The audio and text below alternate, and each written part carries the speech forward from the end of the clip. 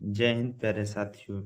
आप सभी का स्वागत है आपके अपने चैनल द मास्टर वीरा पर। आज हम कुछ अन्य प्रश्न लेकर आए हैं जो आने वाले प्रतियोगी परीक्षाओं के लिए अति महत्वपूर्ण है। जैसे कि आपके यूपी पुलिस के लिए हो गए, एसएससी एग्जाम के लिए हो गए, सीजीएल, सीएचएसएल, सीपीओ आने वाला है। इन सभी के लिए अन्य अन्य सभी प्रतियोगी परीक्षाओं के लिए हमने 30 से ज़्यादा प्रश्न लेकर आए हैं। ठीक, तो आप सभी सॉल्व करिएगा। इसमें पहला प्रश्न है कि कौन सी कायांतरित शैल है। शैल यानी चट्टान। कौन सी कायांतरित शैल है? तो इसमें आपके ऑप्शन के अनुसार डिपेंड करेगा। अन्य और भी चट्टानें होती हैं, देखिए यहाँ पर संगमरमर दिया है, ध्यान रखिएगा। संगमरमर एक कायांतरित चट्टान का रूप है। ठीक, आगे चलते हैं। सार्क का पूर्ण रूप। सार्क को ही दक्षेस भी कहते हैं, आप सभी हिंदी में सुने होंगे दक्षेस। तो सार्क को ही दक्षेस कहते हैं। ठीक, इसका फुल फॉर्म पूछा गया है, तो वो यहाँ पर हिंदी इंग्लिश हिंदी दिया है, यही इंग्लिश भी होता है। South Asian association for regional cooperation. ठीक, यानी south Asian association for regional corporation, ये सार्क का फुल फॉर्म होता है। आगे चलते हैं। भारत आने वाले सागरी मार्ग की खोज किसने की थी? यानी इसका साधारण से तात्पर्य है कि भारत आने वाला विदेशी व्यक्ति सबसे पहले कौन था। ठीक, जो सागरी मार्ग से आया था, यानी जल मार्ग से आया था। ठीक, तो इसमें जल मार्ग से आया था वास्को डी गामा, आप सभी जानते ही होंगे। 1498 में ये सबसे पहले पुर्तगाली आया था, जो कि व्यापार की दृष्टि से आया था हमारे भारत में, और ये केरल के कालीकट बंदरगाह पर उतरा था, जिसके स्वागत के लिए हमारे केरल के राजा जमोरिन ने इसका स्वागत किया था। ठीक, आगे चलते हैं। स्वेज नहर के खुलने से किन दो महाद्वीपों के बीच का मार्ग छोटा हो गया? यानी स्वेज नहर जब आ गई तो इससे किन दो महाद्वीपों के बीच का रास्ता छोटा हो गया, या फिर किन दो महाद्वीपों का रास्ता सुगम हो गया, या फिर पूछा जाए तो किन दो महाद्वीपों के बीच में स्वेज नहर बहती है? इसका उत्तर है यूरोप और एशिया और पूर्वी अफ्रीका। यूरोप से एशिया और पूर्वी अफ्रीका। यहाँ से अब हम यूरोप से एशिया होते हुए पूर्वी अफ्रीका जाएंगे। स्वेज नहर के माध्यम से कनेक्टिविटी सरल हो चुकी है। आगे चलते हैं। प्रथम विश्व युद्ध कब लड़ा गया था? ठीक, प्रथम विश्व युद्ध आप सभी जानते होंगे 1914 से लेकर 1918 तक चला था। 4 साल का ये समय था, काफी लंबा समय था, और विश्व युद्ध में काफी कई देशों के अनगिनत प्राणियों की जान गई थी। आगे है, किसके शासनकाल के दौरान मराठा सत्ता सर्वोच्च शिखर और सत्ता पर थी? यानी मराठा सरकार, यानी मराठा जो शासन था वो सबसे उच्च शिखर पर कब थी, यानी उसका सबसे अच्छा शासन कब चलाया था, यानी किसके शासनकाल में सबसे अच्छा शासन हुआ था मराठा शासन का? तो इसमें बालाजी बाजीराव आते हैं, उनके समय में सबसे अच्छा शासन चल रहा था, यानी सबसे लोकप्रिय था मराठा सत्ता किसके समय में? बालाजी बाजीराव के समय में। अगला है, सत्य शोधक समाज की स्थापना किसने की थी? आप सभी को पता ही होगा, महात्मा फुले ने महात्मा ज्योतिबा बाई फुले होता है पूरा नाम, इसमें शॉर्ट में दे दिया महात्मा फुले। इसमें हम लिख भी देते हैं महात्मा ज्योतिबा ज्योतिबा फुले। ठीक, महात्मा ज्योतिबा फुले ने सत्य शोधक समाज की स्थापना मुंबई में की थी, ध्यान रखिए। आगे है, भारत के राष्ट्रगान जन गण मन के रचयिता कौन है, यानी जन गण मन को लिखने वाला कौन थे? इसका है रविन्द्रनाथ टैगोर। इन्हीं के लिए इनको नोबेल पुरस्कार भी मिला है। रविन्द्रनाथ टैगोर को नोबेल पुरस्कार भी मिलता है। ये पिछले वीडियो में मैंने इसको सॉल्व कराया था। आगे चलते हैं। भारत का महान ज्येष्ठ व्यक्ति के नाम से किसे प्रसिद्ध है? Grand old man of India. Grand man old man of India भी कहा जाता है, या फिर भारत का सबसे वृद्ध व्यक्ति किसे कहते हैं? तो ये दादा भाई नौरोजी को भारत का सबसे महान या फिर सबसे पुराना या फिर सबसे वृद्ध व्यक्ति कहा जाता है। आगे चलते हैं। सविनय अवज्ञा आंदोलन कब प्रारंभ हुआ था? सविनय अवज्ञा आंदोलन महात्मा गांधी जी के द्वारा चालू किया गया था, जो कि 12 मार्च 1930 से लेकर 6 अप्रैल 1930 तक चला था। ये दांडी मार्च, इसी को दांडी मार्च भी बोलते हैं। ठीक, इसी को दांडी मार्च या फिर दांडी यात्रा भी बोलते हैं। ये नमक कर के खिलाफ आंदोलन चलाया गया था, जो कि 12 मार्च से 6 अप्रैल 1930 तक चला था। ठीक, इसमें महात्मा गांधी जी जाते हैं, साबरमती से यात्रा निकालते और दांडी से पहुंचकर नमक करों का विरोध करते हैं और नमक कर को तोड़ते हैं। आगे चलते हैं। किस प्रधानमंत्री ने समाजवाद की विचारधारा को आगे बढ़ाया? समाजवाद की विचारधारा के आगे बढ़ाने वाले प्रधानमंत्री हमारे आप सभी के प्रिय पंडित जवाहरलाल नेहरू थे। आगे हैं, भारत के अरब सागर और बंगाल की खाड़ी से लगे समुद्र तट की लंबाई कितनी? यानी अरब सागर से लेकर बंगाल की खाड़ी तक की जो समुद्री तट की लंबाई है वो कितनी है? तो इसका उत्तर है 6100 किलोमीटर, यानी 6100 किलोमीटर। 6100 किलोमीटर। आगे है, कृष्णा नदी का उद्गम कहाँ है? कृष्णा नदी का उद्गम दक्षिण भारत में बहने वाली कृष्णा नदी का उद्गम कहाँ पर है? तो महाबलेश्वर, महाराष्ट्र में पड़ता है महाबलेश्वर। आपका महाबलेश्वर से इसका उद्गम होता है कृष्णा नदी का। पृथ्वी 1 घंटे में कितने देशांतर घूम लेती है? अगर कोई पूछे कि पृथ्वी परिक्रमा करती है सूर्य की, तो 1 घंटे में कितने डिग्री घूम लेती है? तो इसका उत्तर है 15 डिग्री। 15 डिग्री 1 घंटे में 15 डिग्री घूम लेती है। ठीक, आगे चंद्र ग्रहण कब होता है? ये सामान्य सा प्रश्न है, चंद्र ग्रहण कब होता है? जब पृथ्वी सूर्य और चंद्रमा के बीच में आ जाए। ध्यान रखिएगा, चंद्र ग्रहण में और सूर्य ग्रहण में बड़ा ही कंफ्यूजन होता है।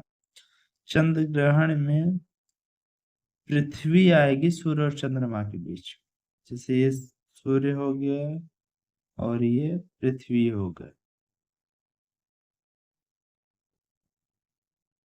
और इधर कहीं चंद्रमा हो गया। ठीक, जब पृथ्वी बीच में रहे सूर्य और चंद्रमा के बीच में, तो वहां पर चंद्र ग्रहण होता है। और जस्ट इसी का उल्टा, जब चंद्रमा पृथ्वी और सूर्य के बीच में, यानी कि यहाँ पर सन मान लीजिए और ये अर्थ हो गए, और यहाँ पर कहीं चंद्रमा है, तब ये हो गया सूर्य ग्रहण। यानी कि जब चंद्रमा पृथ्वी और सूर्य के बीच में आ जाए, तो सूर्य ग्रहण, और जब पृथ्वी सूर्य और चंद्रमा के बीच में आ जाए तो चंद्र ग्रहण होता है। आगे चलते हैं।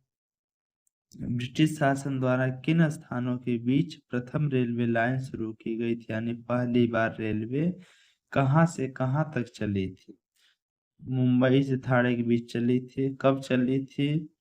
किसके शासनकाल में चली थी? लॉर्ड डलहौजी के शासनकाल में।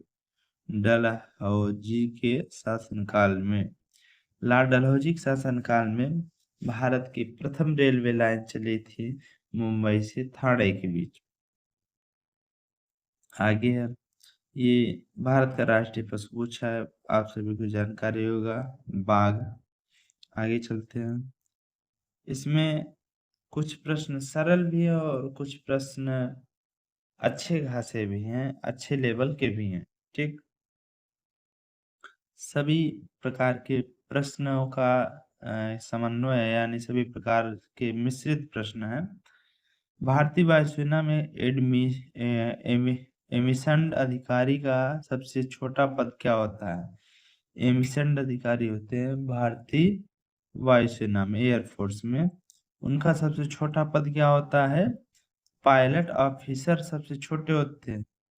आप समझ जाइएगा अब कितना ऊंचा पद है। एमिशन अधिकारी का सबसे छोटा पद है ये पायलट ऑफिसर। ठीक, ये प्रश्न थोड़ा टिपिकल लेवल का है, अच्छा प्रश्न है। आगे चलते हैं।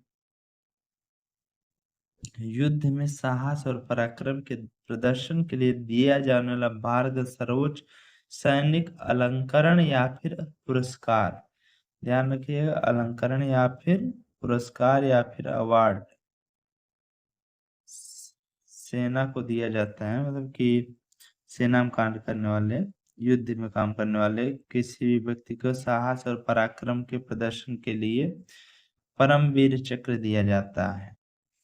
परमवीर चक्र सबसे सेना का सबसे बहादुरी का सबसे सर्वोच्च पुरस्कार है। ठीक, आगे चलते हैं।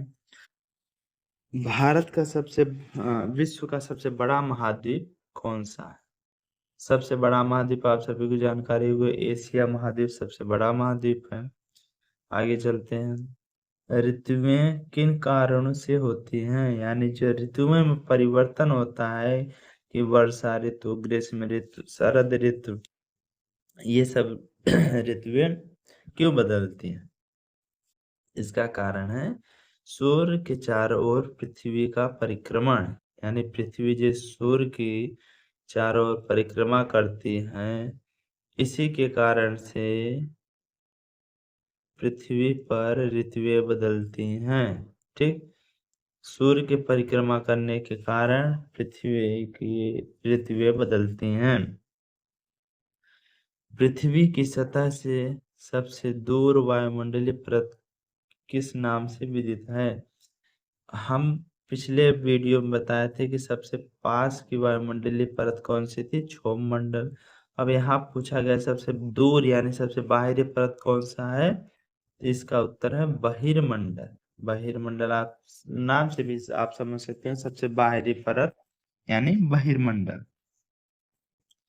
आगे प्रश्न है, डीसीएम ट्रॉफी का संबंध किससे है? ध्यान रखें, डीसीएम ट्रॉफी का संबंध किससे है? डीसीएम नाम ध्यान रखिएगा, डीसीएम ट्रॉफी का नाम संबंध किससे है? फुटबॉल से है। ठीक, फुटबॉल से संबंध है डीसीएम ट्रॉफी का। अल्लाह रखा खां किस वाद्य यंत्र के मशहूर थे, यानी किस वाद्य यंत्र को बजाने के लिए अल्लाह रखा खान का नाम जाना जाता है? तो अल्लाह रखा खां तबला वादक थे, सबसे मशहूर तबला वादक में इनकी गणना होती है। वह मुगल बादशाह जिसने 15 वर्ष के निर्वासित होकर गुजारे थे, यानी निर्वासित होकर गुजारे थे, कौन? हुमायूं। वह मुगल बादशाह जिसने 15 वर्ष तक निर्वास में रहकर गुजारा था, यानी बाहर रह गुजारा था, वो था हुमायूं। हुमायूं को ही शेरशाह सूरी ने युद्ध में पराजित कर दिया था और भगा दिया था अपने देश से। फिर दोबारा आया था 1 साल के लिए हुमायूं और फिर यही मृत्यु हो जाती है उसकी। अगला प्रश्न है, राज्यसभा की बैठकों की अध्यक्षता कौन करता है?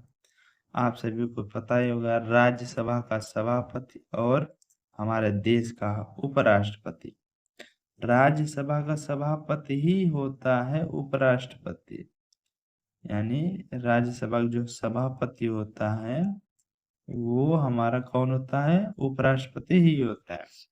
यहाँ पर राष्ट्रपति को उपराष्ट्रपति को दो दो पद मिलते हैं।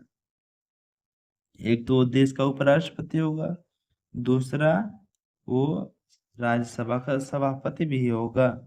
अगर प्रश्न ये भी बनता है कि राष्ट्रपति उपराष्ट्रपति को वेतन किस लिए दिया जाता है, तो ध्यान रखिएगा, उपराष्ट्रपति को कभी भी उसके पद के लिए वेतन नहीं मिलता है। उपराष्ट्रपति को राज्यसभा का सभापति होने के लिए वेतन मिलता है, न कि उपराष्ट्रपति पद के लिए। ठीक, आगे चलते हैं। किस गुफा में त्रिमूर्ति ब्रह्मा विष्णु महेश के मुखमंडल की मूर्ति स्थित है? यानी किस गुफा में ब्रह्मा विष्णु महेश के मुखमंडल यानी पूरी सशरीर मूर्ति किस में स्थित है? तो ये एलिफेंटा गुफा है महाराष्ट्र में। एलिफेंटा गुफा महाराष्ट्र में, वहां पर ब्रह्मा विष्णु महेश तीनों देवताओं की मुखमंडल के साथ यानी पूरा शरीर के साथ मूर्ति विराजमान है। लक्षद्वीप की राजधानी आप सभी जानते होंगे, लक्षद्वीप की राजधानी कावारत्ती है। ये कोई बहुत महत्वपूर्ण प्रश्न नहीं है, लेकिन छोटे मोटे एग्जाम में भी पूछ सकता है। महाराष्ट्र में सर्वाधिक मात्रा में पाई जाने वाली उपलब्ध मृदा कौन सी है? यानी सबसे अधिक मिट्टी कौन सी पाई जाती है? कहाँ पर? महाराष्ट्र में। महाराष्ट्र में काली मृदा सबसे अधिक पाई जाती है और काली मृदा किसके लिए जानी जाती है? कपास की खेती के लिए फेमस है। कपास की खेती के लिए काली मृदा प्रसिद्ध है। प्रसिद्ध शिलोत्कीर्ण कैलाश मंदिर कहाँ स्थित है? शिलोत्कीर्ण का मतलब होता है पत्थर काट कर बनाया गया मंदिर, कैलाश मंदिर। कैलाश मंदिर पत्थरों को काट कर बनाया गया है। ठीक, ये कहाँ पर स्थित है? एलोरा में स्थित है। हरित क्रांति का अर्थ होता है, हरित क्रांति का अर्थ क्या है? हरित क्रांति का अर्थ होता है गेहूं के उत्पादन से। कृषि की आधुनिक विधियों के प्रयोग द्वारा प्रति एकड़ फसल की प्रति एकड़ फसल की उपज को बढ़ाने यानी कृषि के क्षेत्र में जो भी काम किया जाता है वो हरित क्रांति कहलाता है। हरित क्रांति के जनक भारत में एस स्वामीनाथन थे। भारत में एस स्वामीनाथन थे। ठीक, अगला प्रश्न है, भूरक्षण को नियंत्रित किया जा सकता है यानी जो भूमि क्षरण हो रहा है उसको किससे नियंत्रित किया जा सकता है? सीढ़ीदार टीला बनाकर, टीला का तात्पर्य है ऊंचे ऊंचे मिट्टी के टीले बनाकर, बांध बनाकर, और तीसरा है वृक्षारोपण करके यानी वृक्ष लगाकर हम अधिक से अधिक भूरक्षण को नियंत्रित कर सकते हैं। यानी जो भूमि क्षरित हो रही है, भूमि का मिट्टी का कटाव हो रहा है, उसको हम रोका जा सकता है। आज हम यहीं तक प्रश्न लेकर आए थे। आगे भी बने रहिएगा ऐसे। आप सभी का प्यार और सहयोग बनाए रखिएगा। मिलते हैं अगले वीडियो में। नमस्कार, धन्यवाद।